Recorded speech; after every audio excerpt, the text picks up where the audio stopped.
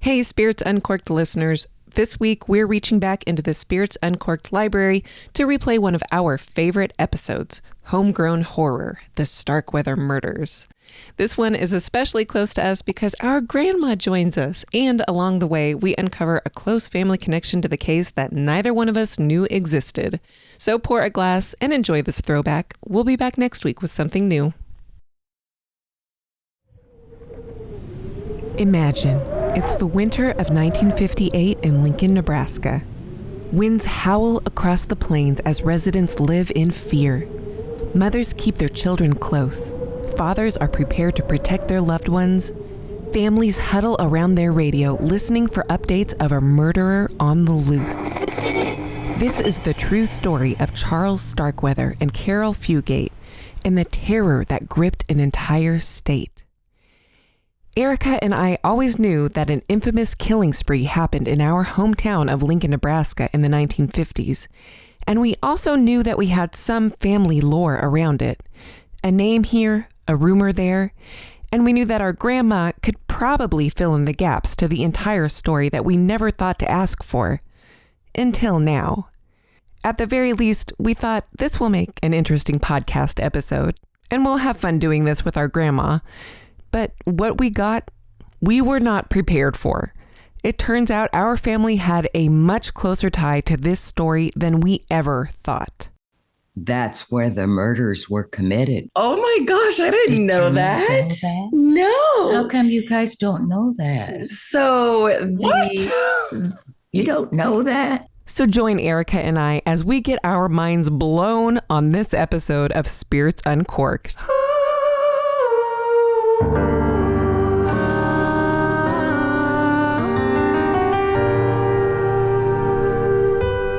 Beth is already. Oh, Elizabeth, is that you? Yes. You hi. can see me? Yeah. So you can go ahead and have a seat, and then you're going to put these headphones on. This is going to be funny. We're starting today's podcast very different than others. For starters, Erica is in Lincoln, Nebraska, not Alexandria, Virginia. Rather than our usual glass of wine, we're drinking coffee because it's Sunday morning, and she's showing our nearly 91-year-old grandmother how to use a headset as they get ready to record. Where'd you get this setup at? Who's going to hear us anyway? Well, so far, nobody. You mean as I speak? No. Nobody's This is listening. recorded. Oh, Just the three of us. This is Shirley, our dad's mom. She's gentle, has a fantastic laugh, and loves her family unconditionally.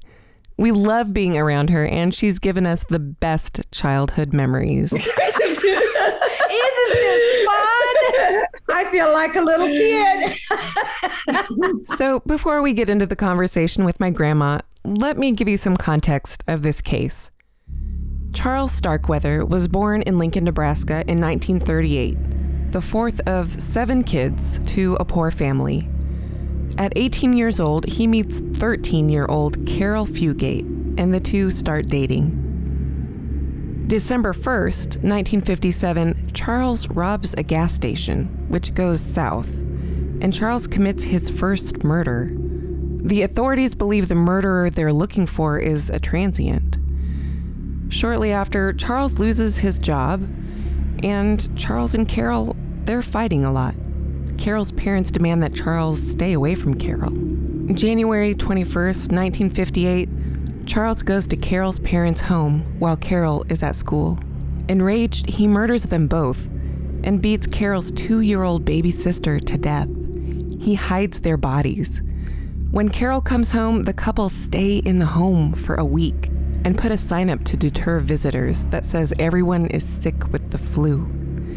Eventually, friends and relatives grow suspicious and call the police. But when the police arrive, the couple has already fled.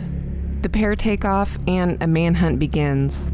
The pair kill August Meyer, a family friend, in Bennett, Nebraska. Later, they accept a ride from Robert Jensen and Caril King and then murder them both. Next, they murder a wealthy Lincoln couple, C. Lauer and Clara Ward. They also kill their maid, Lillian Fensel. Next, they go to Wyoming and they murder a traveling salesman, Merle Collison. They're finally caught when Charles steals a car. The car stalls, and on the scene, a sheriff arrives. Caril runs to the sheriff, yelling, "It's Starkweather, and he's going to kill me." They're both arrested, and they're both tried separately. Starkweather claims that Caril is a willing partner, and Caril maintains that she was a hostage. In May of 1958, Starkweather is convicted of murder and sentenced to death. June 25th, 1959, he's executed in the electric chair. Caril is convicted as an accomplice and sentenced to life in prison, but her sentence is commuted, and she was actually paroled after 17 years. She was a model prisoner, and some victims' family even argued for her release. She maintained her innocence, and she requested a pardon from the Nebraska Board of Pardons, but the request is denied. She's still alive and living a quiet life under a new identity somewhere. And now back to the kitchen table, where we thought we were just gonna pick our grandma's brain about what she remembers of the time period. All right, let's put these on, however comfortable you are. I'm here in Nebraska for the week, so I'm here with our grandmother. You're there in person. Yes. And we did make a special visit out to Wyoming Cemetery to see the grave. And the grave of Charles Starkweather, where he was buried. Yeah. I did not get a chance to go to see the victims' graves, but 5 of them are buried in Wyoming. That's crazy. Yeah. Yeah. Okay, so Charles commits his first murder.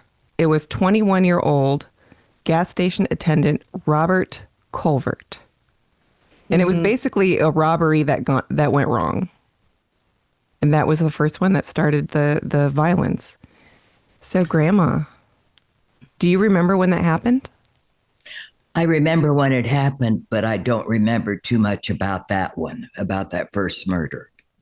Well, what do you remember? I mean, what are your memories of just the whole case in general? Of the whole case? Yeah, like what do you remember about Charles Starkweather, the time period? Do you remember hearing about it on the news? Were you? Oh, no. No? Caril Fugate lived in my brother's house. In your brother's house? In my brother's house, yes. Oh, wow. When? That's where the murders were committed, was in my brother's house. Oh my gosh, I didn't know that. No. How come you guys don't know that? So You don't know that? the house was owned by your brother, and My that's brother where built it with his own 2 hands. Your brother. It was Caril Fugate's folks rented it from my brother. My brother built that house with his own 2 hands. I thought you guys knew all that. No. Well, I think your dad knows it. Why didn't he tell you? I don't know. I don't know either. Okay, for our listeners, let's fill them in on that. Okay, so what happened was, mind blown here. Caril Fugate, the 14-year-old girlfriend of Charles Starkweather, when she was at school one day, Charles Starkweather came to her house and murdered her parents and her little baby 2-year-old sister, stuffed them in a closet. And then Caril Fugate came home. He put a sign on the window that said, like, everyone's sick with the flu, so stay away. And they stayed in that house with the dead bodies for like a week. Yeah. My sister-in-law knocked on that door to collect the rent. Caril came to the door and said, "I'm sorry, but you can't come in. My mother and everyone in the house is sick." My sister-in-law said, "I'm here to collect the rent. You go get your mother." Caril said, "You'll have to come back another day. Everyone is too sick." Oh my God. So my sister-in-law did leave. Wow. Your sister-in-law could have been another victim. I thought you guys all knew No. that. We had no idea. Your dad knows it and he didn't say anything. No. Well, I hope he knows it. I don't know if he does or not. They tore the house down. No one ever lived in it after that happened. Oh, Yeah, okay. that's Okay. fair. Oh my God. My sister lived up the street where she could look down in the yard of my brother. My sister called me on the phone and said, they're taking a body. This is after everyone was pulled out. One body was in the outdoor toilet. One was in a chicken coop. And my sister said, they're bringing one out of the toilet now. Oh, there's another cop bringing a body out of the chicken coop. Oh my God. She watched this whole scenario from her home. And called me, and she was so upset and crying and telling me all this. Oh my God! I thought you guys knew all. Grandma, we had no idea of that. No, I thought that's why you wanted me over here to just talk about we it. We just thought that you had memories of hearing about it on the news. You didn't even know it was my brother's house. No, I wonder if your dad knows. My God, I thought he knew. Oh my gosh. Grandma, you need to tell us more. Yeah. Tell us more. That's kind of it. That's what happened. Well, no, there's other stories. Out in front of this house of Caril's, where they lived, in my sister-in-law's house, Charlie Starkweather was working on his car or truck, I can't remember what it was, in the front yard of that house on the road. My sister's husband had to drive by there to go to his home. He drove by, stopped and talked to Charlie and said, how you doing, Charlie? What's wrong? Do you need help with your truck? Charlie said, no, I'm doing just fine. And so then my brother-in-law drove on home. Wow. Yeah.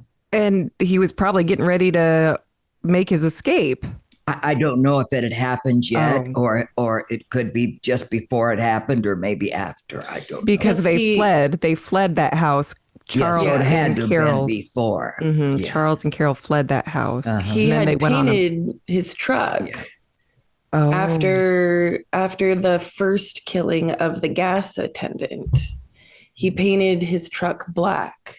I don't remember what it said, what color it was before. I don't remember either. Yeah. Because, so the bodies of Caril's family were found in January of 1958. And so that's when they would have fled the house. And that's when a manhunt began looking for the pair. Yes. And then they went on basically another killing spree. And as they were driving down 9th Street, Grandma and Grandpa Doherty's house was on 9th Street. My kids, your dad included, I think he was born then. I can't remember if I had 3 or 4. But we were all in that house. And the radio was saying, and now he's going down 9th Street. And I gathered all the kids to me and said, kids, come here. And I hailed them all. And I knew he couldn't get us because we were in the house. And I was still that afraid that I made the kids come, and I hugged them close to me. That's how afraid I was. Oh, wow. Grandma, that's so scary. And after this all happened, my brother tore that house down. No one, as far as I know, no one ever lived in it again. Yeah. And they leveled the toilet, the chicken coop, and everything.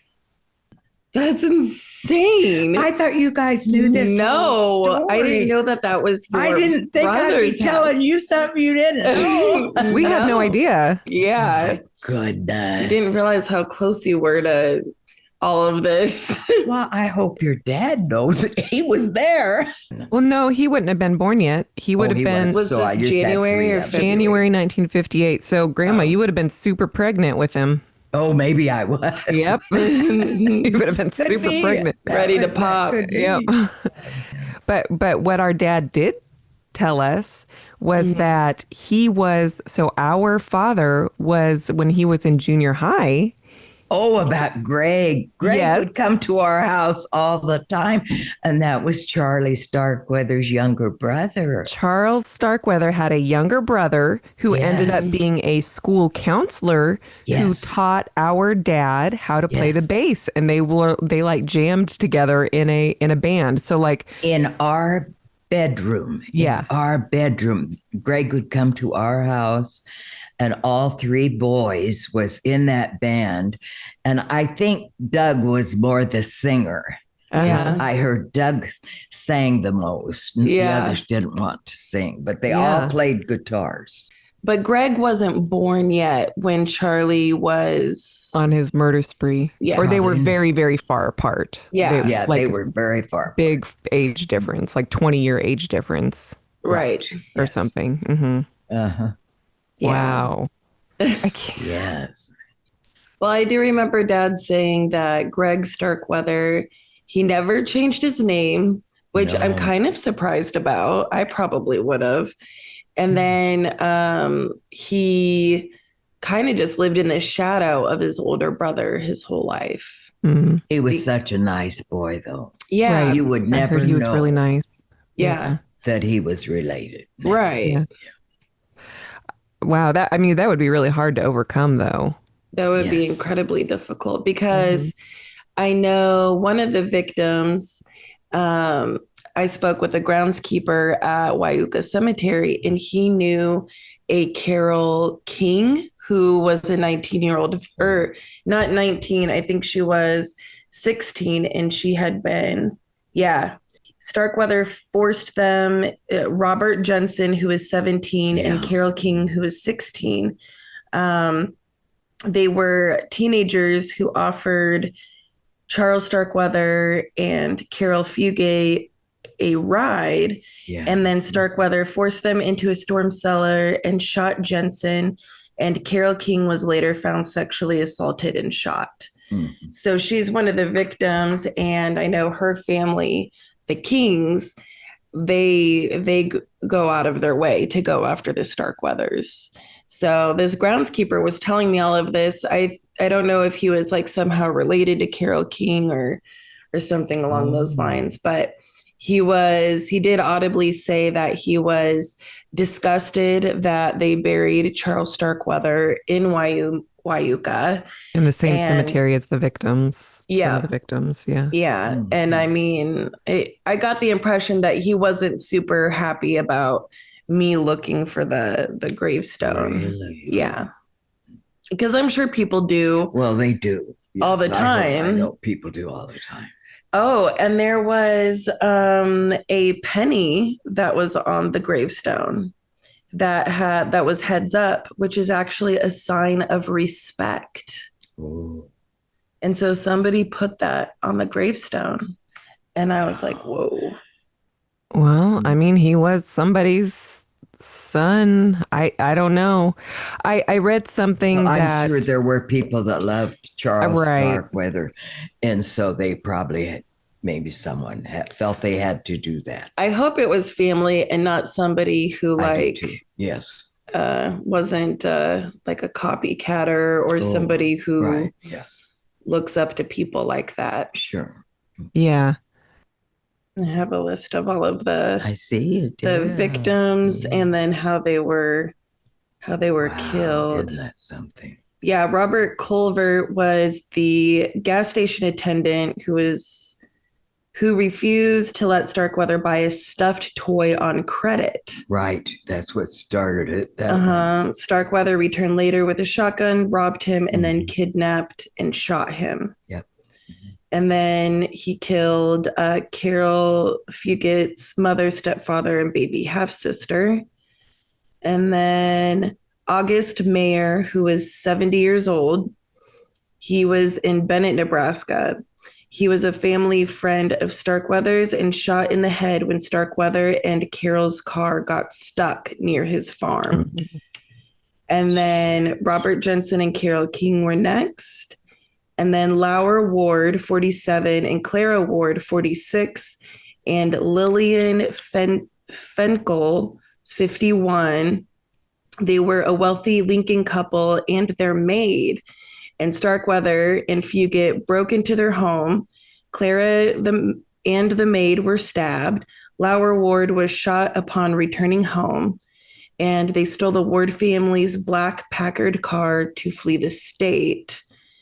And then Merle Collison, 37, was their last victim near Douglas, Wyoming. And he was a traveling salesman sleeping in his car when Starkweather tried to steal it.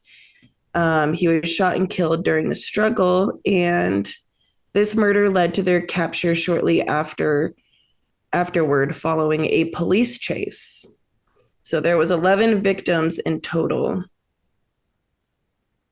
And when they were captured, when they were, the sheriff or whatever showed up, Caril Fugate ran to the sheriff and said, "It's Charles Starkweather. He's going to murder me." So she ran to the sheriff trying to escape Charles Starkweather. Yeah. Mm-hmm. Well, I mean, I believe that she was probably terrified. Yeah.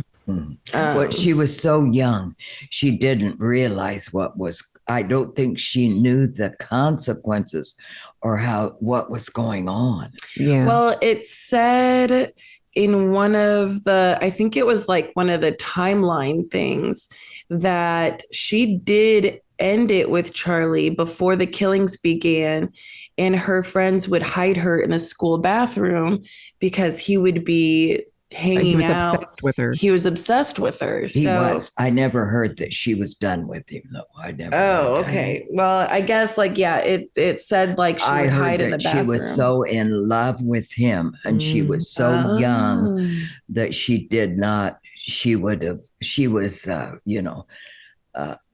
she was like she was hypnotized by him because she was so young when they fell in love. Well, yeah, so I think they started dating when she was only 13. Yes, and she did love him. So he was Starkweather was sentenced to death, and he was executed by electric chair. He was executed on June 25th, 1959. So that happened quick because the killing spree was in 1958. He was convicted and then executed in 1959. Yeah. So that happened really quickly. Usually doesn't have. He was granted a stay of execution too. So like he was scheduled to be executed in May. He got a stay of execution and then was executed in June. What's a stay of execution? Like he was granted, like he requested got month extra. Yeah, extra time. And Caril Fugate sent a request to President Eisenhower requesting to see Charles Starkweather before he was executed. Is that right? And he replied, "I don't have anything to do with state executions." And so she never got, but she did want to, like, she requested to see him before he was executed. She did love him. Yes. Wow. And then it also, I read something that said on the night of his execution, a local radio station presented a special rock and roll program filled with songs about death. And it was played loudly by teenagers driving around the penitentiary on the night of Charlie's death. Oh, I never heard that. So they were driving around the penitentiary blaring this death rock music. And then and then listen to this.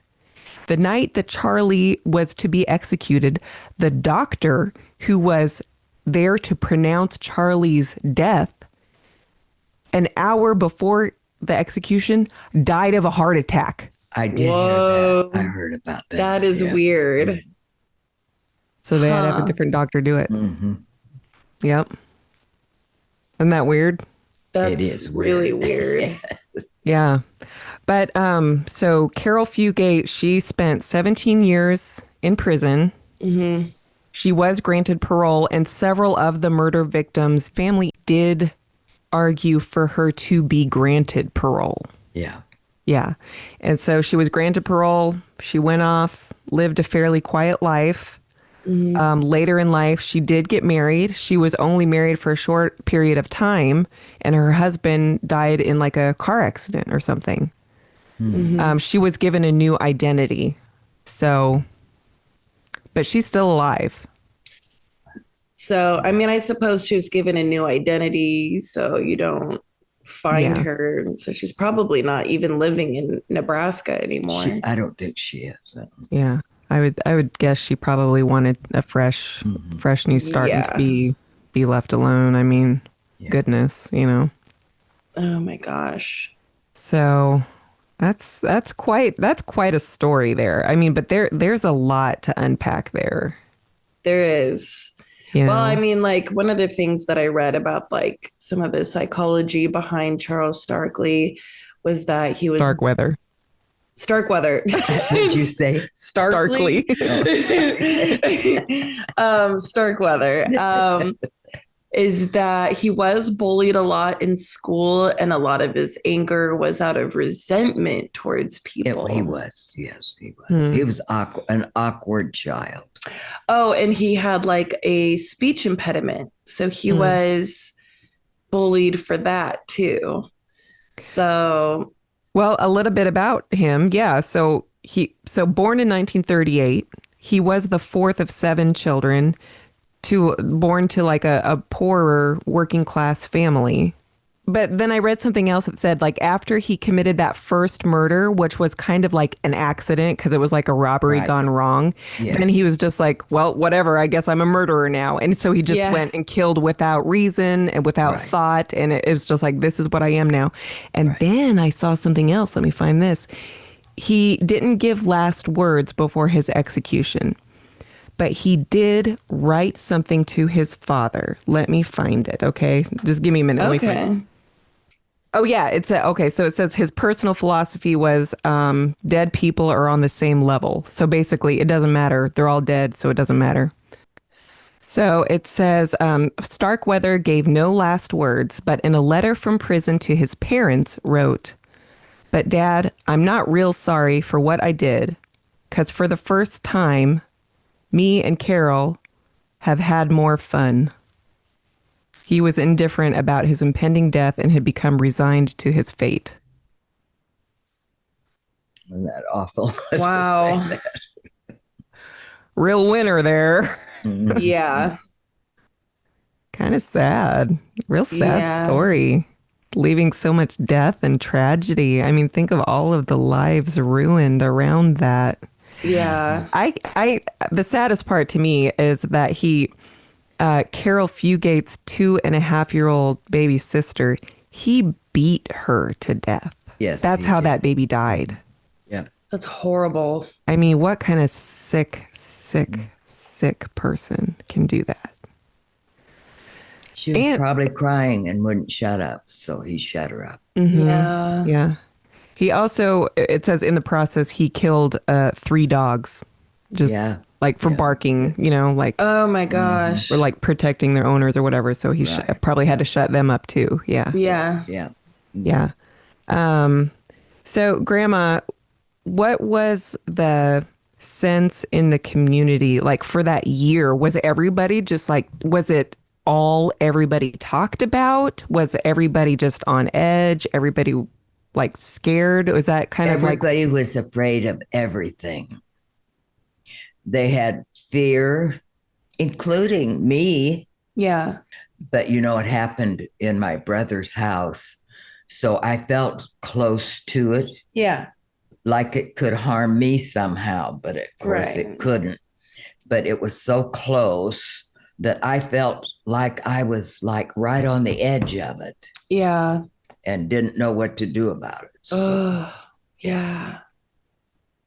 Because your sister was so close to the location, was she pretty scared too? Or? Oh, yes. When she called me, she would go by detail. Oh, surely. Now they're pulling another body. One's out. They had an outhouse pulling someone out of the toilet. Now they're getting in their chicken coop, pulling a body out of the chicken coop. She watched everything that went on and told me over the phone. Well, I'm just glad that she didn't continually go over there to try to get the rent because And she was the kind of person that would. And so we were very happy that she let it go and left and did not force the issue, because if she had, I'm sure that would have been the end of her also. Yeah, she would have been the next victim. That's terrifying. Isn't it though? And she's the kind of person that don't take no for an answer. But that day she did. She listened to Caril. Wow. Did she ever say she said, "Let me in. Caril, let me in. I'm here to collect the rent from your mom." Yeah. And Caril said, "I can't let you in. Everyone in the house is too sick and you'll get it too." Did your sister ever say that she felt like, did she really believe that they were sick, or did she think, I don't know, something else was Oh, going did on, she or ever like tell me? I don't or like know. a gut feeling, maybe. No, she never did ever say anything about it. Mhm. It was just so traumatic. All they wanted to do is tear that house down and get rid of all the evidence and Yeah. everything. And that's Yeah. what they did. Yeah. Hmm.